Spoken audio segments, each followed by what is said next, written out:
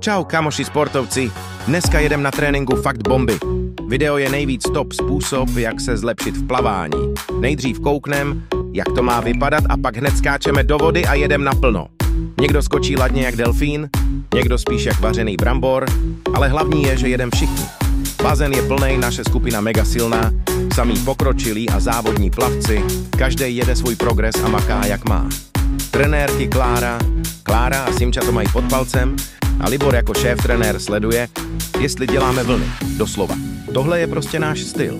Žádný keci, jen voda, tempo a kupa energie. Občas někdo zapomene dýchat, někdo si dá freestyle po svým, ale nakonec všichni makáme jak parta šampion. Na konci tréninku nastupuje přípravka a kouká, jak to vypadá, když fakt umíš plavat topově. A to je prostě cool. Každý trénink je šance se posunout, být rychlejší, klidně i míň funě. Kdo maká, ten jede dopředu.